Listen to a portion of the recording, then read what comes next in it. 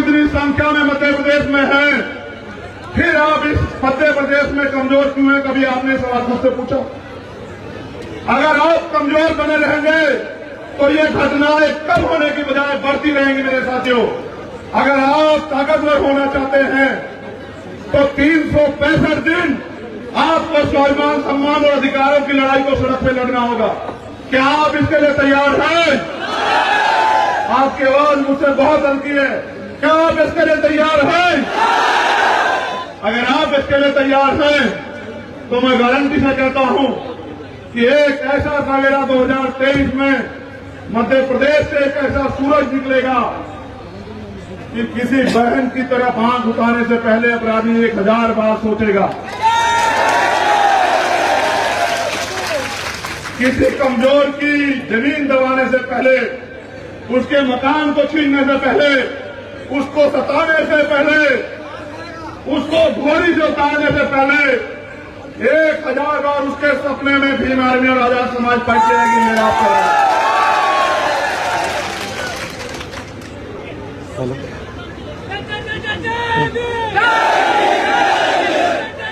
क्या इस पानी के घूंट से नहीं कि आपको बुझ गई, लेकिन जो ज्वाला, जो जुनून, जो आग आपके अंदर लगी है, वो इस पानी से ठंडी नहीं होनी चाहिए।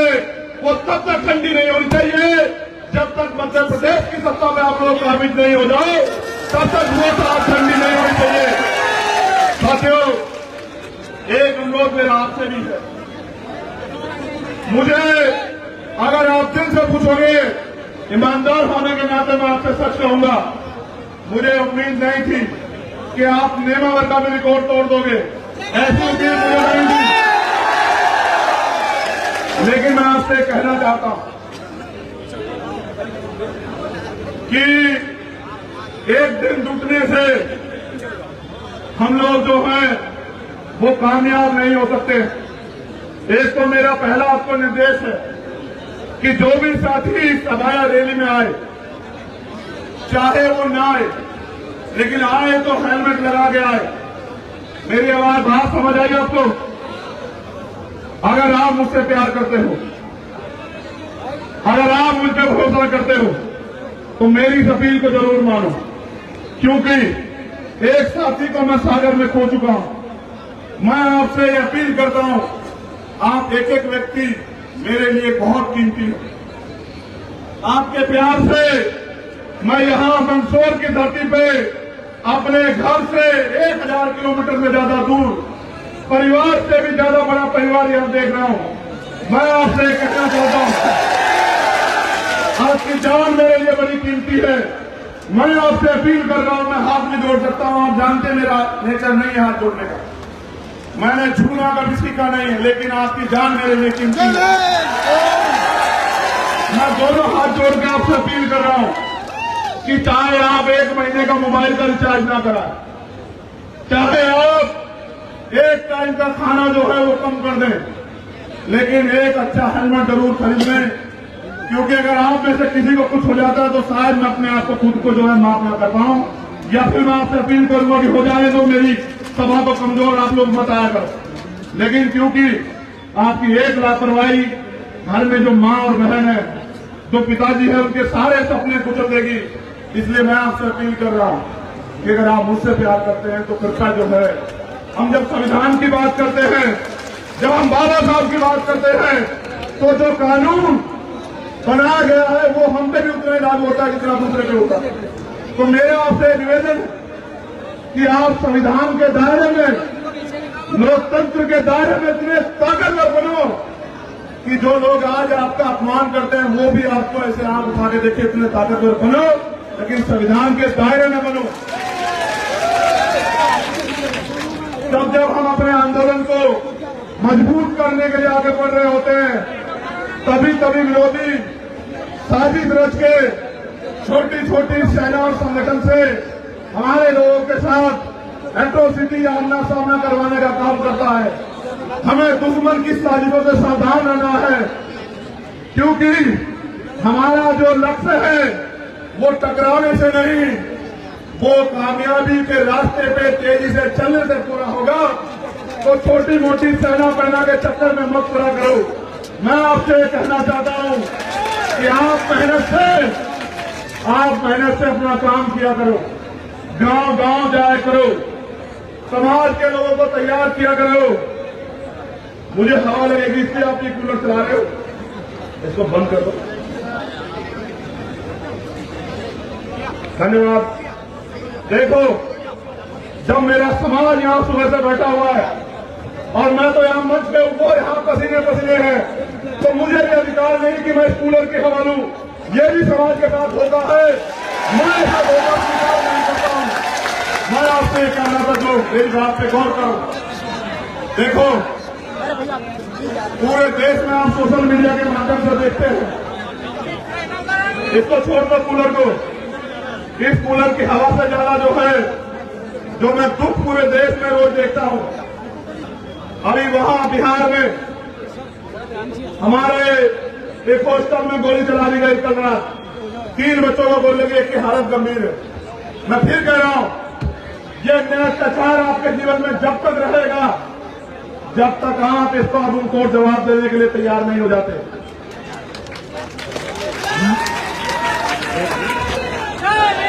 एक एक घटना में मैं भी जाना चाहता हूं, आप भी चाहते हो कोई घटना हो जाए तो भैया आ जाए, मगर मैं ये पूछ रहा हूं, क्या घटनाओं पे जाने से घटनाएं बंद हो जाएंगी?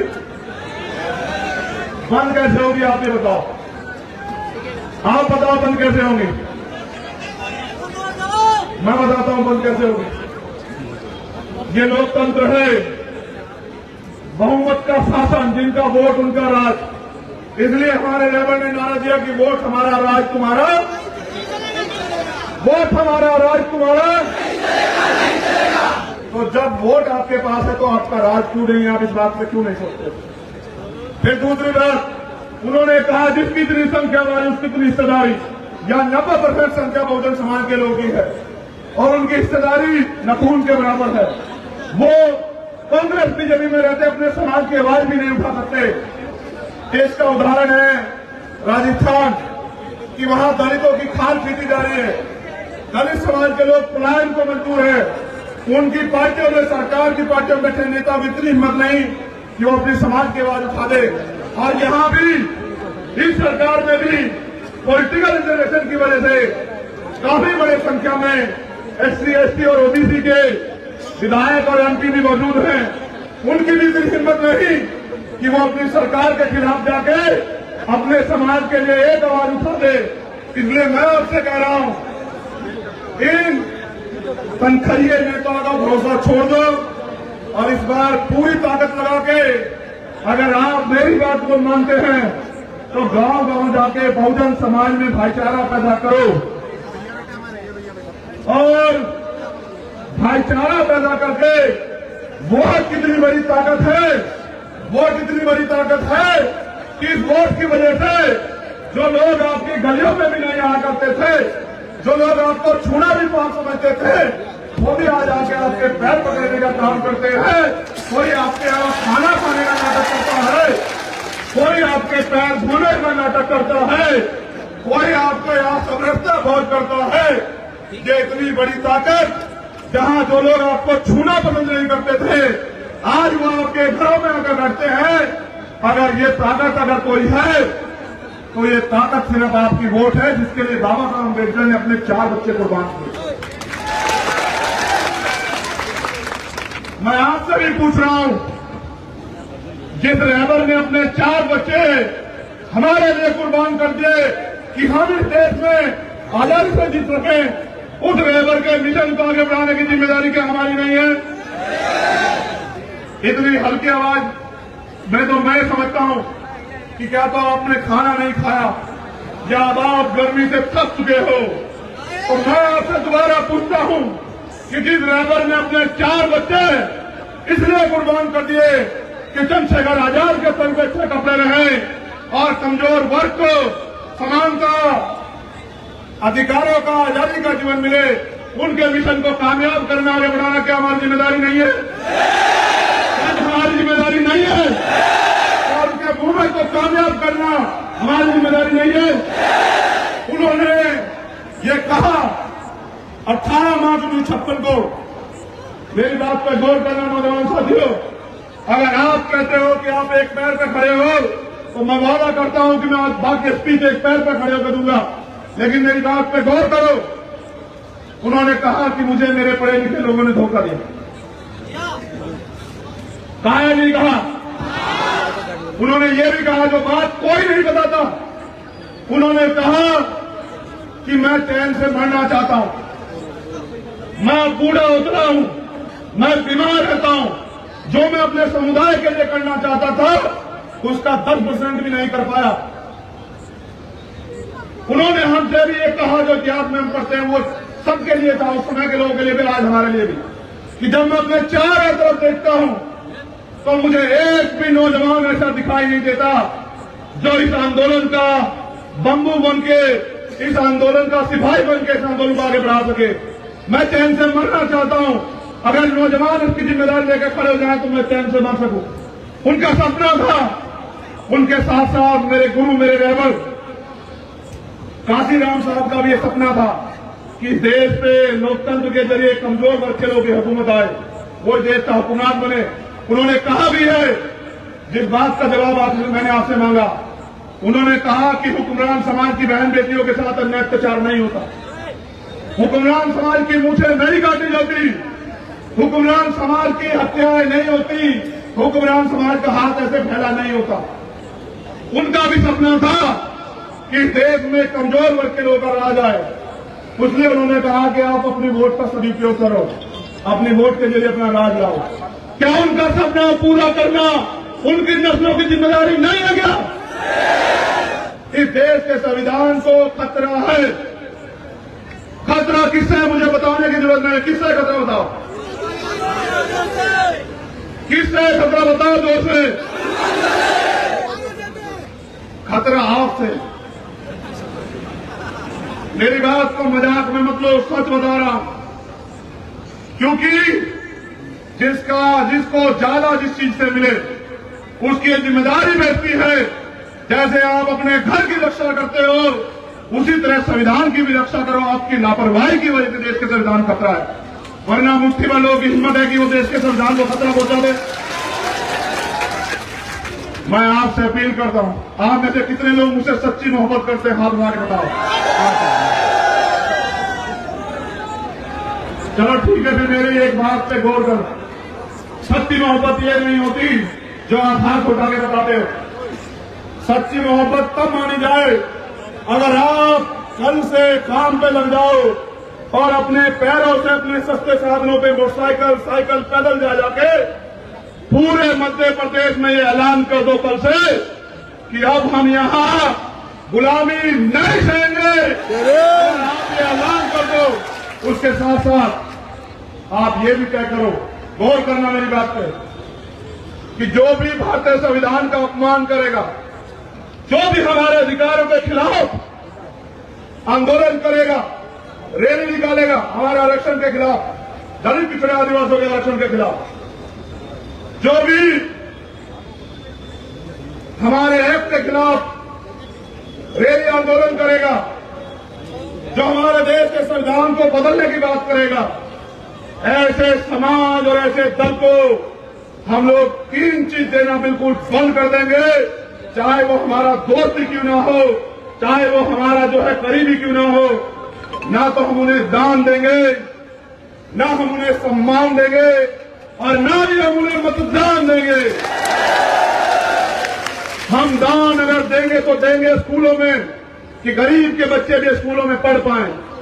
अगर हम सम्मान देंगे तो उसको देंगे जो हमारे समाज का सम्मान करेगा, और अगर हम मतदान करेंगे तो सिर्फ और सिर्फ SC, ST, OBC और माइनॉरिटी समाज के लोगों को करेंगे बस। जिस दिन आपने मन पक्का करके ये घोषणा कर दी, जैसे बाबा साहब अम्बेडकर ने कहा था कि जाओ अपनी दीवारों पर लिख दो कि हमें इस देश का शासक बनना है, जिस दिन आपने घोषणा कर दी, मैं गारंटी से कहता हूं कि किसी की मां ने दूध भी पिला, आपके अधिकारों के खिलाफ उनकी समाज का एक व्यक्ति सड़क पे आ जाए। और जब तक आप अपने थोड़े थोड़े लाभ के लिए उनकी गुलामी करोगे, उनको वोट दोगे, तो वो उस वोट के जरिए ताकतवर होगे, आपके समाज का ये शोषण करने का काम करेंगे। आपसे सावधान होना है खुद को। आपको अपने अंदर अपनी जो क्षमता है उसको, स्किल को डेवलप करना है और गांव गांव जाके अपने समाज को जागरूक करना, अपनी बहनों को भी, अपने भाइयों को भी। एक और अपील करूं आपसे, मैं नौजवान साथियों से अपील करता हूं कि वो अंधविश्वास और पाखंडवाद छोड़ें। ये भी मेरी आप लोगों से अपील। दूसरा, वो तमाम तरह के नशे छोड़ें। इन लोगों से मुकाबला करने के लिए हमें योद्धाओं की जरूरत है। और जो व्यक्ति खुद की रक्षा नहीं कर सकता, जो नशा करता है, जो शराब पीता है, जो तंबाकू गुटखा खाता है, वो अंदर अंदर कमजोर हो रहा है। वो कैसे अपने समाज की रक्षा करेगा, ये बात आपको सोचनी चाहिए। इसलिए मेरी आपसे अपील है, अगर आप ज्यादा न कर पाओ तो इन पे रोक लगाने का काम करो। हमारा समाज इस दलदल में फंसा हुआ है। हमारी जिम्मेदारी है कि सामाजिक, राजनीतिक, आर्थिक और धार्मिक रूप की सारी गुलामियों से हम लोग समाज को निकालने का काम करें। अब हमारे साथियों ने कुछ कागज हमें सौंपे हैं, जैसे नेमावर हत्याकांड में 10 मिनट जो सीबीआई की जांच है, पहले तो वो कर नहीं रही थी सरकार, अगर कराई भी है तो उसको प्रेम प्रसंग बता के जांच खत्म कर दी है। मैं पूछना चाहता हूं नाम के पिछड़े वर्ग के मुख्यमंत्री से, जात के पिछड़े वर्ग के मुख्यमंत्री से, कि अगर प्रेम प्रसंग भी था तो उन 5 बच्चों समाज 5 लोगों की हत्या का जवाब कौन देगा? मुख्यमंत्री ये बताएं। यहां दलित समाज के लोगों की घोड़ी पे चढ़ने में बारातें रोकी जाती है। मेरा आपसे निवेदन है, आपकी बात जहां बारात रोकी जाए, आप वहां कम से कम 100 घोड़ों का बारात निकालना, मैं देखूंगा कौन रोकेगा।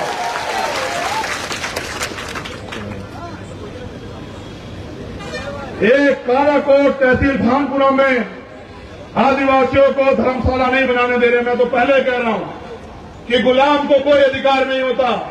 अगर आपको अधिकार चाहिए तो मालिक बनो, और मालिक बनने के लिए तलवार भाला नहीं चलाना, ये लोकतंत्र है। राजतंत्र में राज जो है वो तलवार भाला बंदूक से ले आता, लाठियों से ले आता था। अब तो आपको ईवीएम का बटन दबाना है और राज अपने हाथों में ले लेना है। इसलिए मैं आपसे अपील कर रहा हूं कि आदिवासियों में, दलितों में, पिछड़ों में, मुसलमानों में, बौद्धिस्टों में, जैन में, सिख में, ईसाइयों में, पारसियों में, यहूदियों में भाईचारा पैदा करें। आदिवासियों को जाति प्रमाण पत्र की भी समस्या है। मैं तो फिर कह रहा हूं आपसे बार बार, 16 अक्टूबर को प्रदेश अध्यक्ष जी का आदेश है कि एक और सामाजिक न्याय यात्रा मध्य प्रदेश के उज्जैन में होने जा रही है। इस बार मैं एक दिन पहले आ जाऊंगा, तो आपको इतने लंबे समय तक इंतजार नहीं करना पड़ेगा। मैं आपसे एक और वो कर रहा हूं कि यहां की विधानसभाओं पे कब्जा करने के लिए मैं बहुत जल्द पूरे मध्य प्रदेश में साइकिल या पैदल के माध्यम से यात्रा करने जा रहा हूं। आप सब लोग कमर कसें। उस यात्रा के जरिए हम गांव गांव में सर्व बहुजन समाज को जगाने का काम करेंगे, भाईचारा बनाने का काम करेंगे और अपने कॉन्स्टिट्यूशन पार्टी का जो कॉन्स्टिट्यूशन है उसके अनुसार पिछड़े वर्ग के लोगों को 52% ओबीसी को 52% सीटें देने का काम करेंगे, टिकट देने का काम करेंगे। आदिवासियों को भी उनकी संख्या के हिसाब से और शेड्यूल कास्ट के लोगों को भी उनकी संख्या के हिसाब से प्लस भाईचारा बना के जनरल सीटों पे भी शेड्यूल कास्ट और शेड्यूल ट्राइब के लोगों को लड़ाने का काम हम लोग करेंगे और हम लोग जो है रिजर्व सीटों पर शामिल नहीं रहेंगे। दूसरा, एक बहुत बड़ी लिस्ट जो है मुझे सौंपी गई है, जो आयोजन कमेटी है, गोपाल, प्रिंस सूर्यवंशी, मंगलेश, राकेश, गुफरान, फिरोज, सुनील, अर्जुन, तालिब, अल्ताफ, अर्जुन, कमलेश, सानू, ये आयोजक कमेटी है। मैं इन सभी साथियों का धन्यवाद करता हूं। हमारे आजाद समाज पार्टी के प्रभारी रविंद्र कुमार भाटी जी, प्रदेश अध्यक्ष सुनील कुमार अस्ते जी, भीम आर्मी के प्रदेश संयोजक सुनील कुमार बैरसिया जी, विनोद यादव अम्बेडकर जी, खेमराज बोध जी, हमारे सीनियर बाबू जी, हमारे महाराष्ट्र के प्रभारी दत्तू मेहरे जी और जो तमाम साथी यहां काम कर रहे हैं, हमारे जिलाध्यक्ष प्रिंस सूर्यवंशी जी, मैं आप सब साथियों को ये विश्वास दिलाता हूं कि अगर आपने गुलामी की बेड़ियां तोड़ने का संकल्प ले लिया है तो कर दो ऐलान कि जाओ लगाओ पूरा जोर। इस बार आजाद समाज पार्टी का शोर जो है मध्य प्रदेश में सुनाई देगा। आप सब लोगों ने इतने लंबे समय तक इंतजार किया, आप सब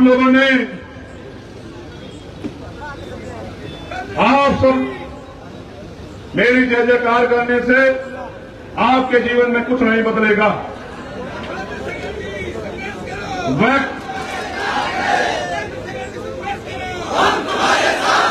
एक मिनट, ये कहना मेरे संघर्ष पे प्रश्न चिन्ह लगाना है। कोई एक ऐसी घटना बताओ पूरे देश में जहां अन्याय अत्याचार होता और भीम आर्मी हम लोग संघर्ष न करते हो। और हम तो रोज संघर्ष कर रहे हैं। फिर संघर्ष की क्या बात आई? 2 साल पहले का एक मामला है, वाहिनीनगर थाने का प्रभारी है जितेंद्र पाठक, सोहेल हत्याकांड। पुलिस कर्मियों ने मारा, मुकदमा दर्ज हुआ 201 302 में, अभी तक कोई गिरफ्तारी नहीं हुई। मैं यहां के मुस्लिम समाज के भाइयों से भी ये कहना चाहता हूं, निकम्मों का भरोसा छोड़ दो और बहुजन समाज में एकता बना के काम करने वाले लोगों को मौका दो। और फिर देखो कि कोई भी व्यक्ति अन्याय अत्याचार करने से पहले 2000 बार ये सोचने का काम करेगा कि लोगों को सताना नहीं है। बहुत बहुत धन्यवाद। एक निवेदन के साथ, आप जितनी जिम्मेदारी से आए हो उतनी जिम्मेदारी से पूरे अनुशासन में जाने का कार्य करोगे, पहली बात। दूसरी बात, मैं यहां के प्रशासन से कहना चाहता हूं, उन्होंने अच्छी व्यवस्था की, इनका धन्यवाद। लेकिन आपकी जिम्मेदारी तब तक है जब तक हमारे कार्यकर्ता क्षेत्र से अपने घर तक नहीं पहुंचाते। अगर कोई माहौल खराब करने के लिए हमारे कार्यकर्ताओं के साथ छेड़खानी करने का काम करेगा तो इसकी जिम्मेदार मध्य प्रदेश सरकार और यहां का प्रशासन और पुलिस होगी। अगर मेरे कार्यकर्ता की तरफ एक लाठी आए उंगली उठेगी तो पूरे प्रदेश का चक्का जाम करने का काम हम लोग करेंगे। तो जब तक सह सम्मान हमारे कार्यकर्ता अपने गंतव्य को न पहुंचाए, आप अपनी पुलिस को अलर्ट कर दो। और अगर किसी के दिमाग में गलतफहमी हो तो उसको भी ये बता दो, मैंने ये संविधान का पालन करना सिखाया है। जिस दिन मैंने इनसे सामना करने के लिए कह दिया, उस दिन इस धरती में पहले आ जाएगी, ये बात आप लोग याद रखो। इसलिए मैं भी आपसे दोबारा पुनः अनुरोध कर रहा हूं। एक तो मैं इन बहनों से जरूर मिलूंगा जो माए बहनें बैठी हैं, आप लोग इनसे दूर हो जाएं। मैं मीडिया से बात करके वहां आऊंगा। दूसरी बात, पूरी जिम्मेदारी से एक कार्यकर्ता का ध्यान रखते हुए आप लोग घर जाएंगे और सबकी सूचना लेंगे। एक बार पुनः मोबाइल का लाइट चलाकर दिखा दो, कहीं आप सभा से पहले चले तो नहीं गए हो।